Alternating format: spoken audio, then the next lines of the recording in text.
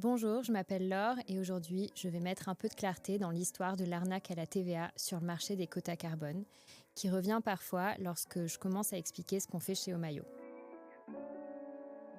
Donc, entre 2008 et 2009, des fraudeurs, dont le fameux Marco Mouli, ont exploité les mécanismes de TVA entre les différents pays de l'Union européenne. Ils achetaient par exemple des quotas carbone sans TVA et ils les revendaient en France en l'ajoutant, mais ne reversaient jamais l'argent. Résultat, environ 1,6 milliard d'euros pour la France et jusqu'à 6 milliards au niveau européen. Cette affaire a donné évidemment une très mauvaise image des quotas carbone, alors qu'en réalité, les quotas eux-mêmes n'ont jamais été en cause et leur impact sur le climat non plus. Alors, pour éviter que cela ne se reproduise, la France et d'autres pays européens ont supprimé la TVA sur les quotas carbone. Et depuis, le marché fonctionne toujours et reste un levier réel pour réduire le CO2. En 20 ans, il a réduit de 50% les émissions de CO2 en Europe, soit plus d'1 milliard de tonnes de CO2 en moins chaque année. Et ça s'accélère.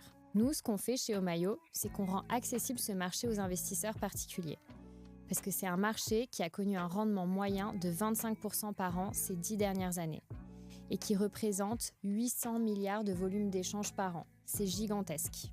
Donc ce qu'il faut retenir, c'est que la fraude portée sur la TVA, mais pas sur les quotas carbone. Il reste l'outil le plus efficace pour réduire les émissions à grande échelle et une très belle opportunité d'investissement. Et grâce à Omayo, vous pouvez enfin y participer.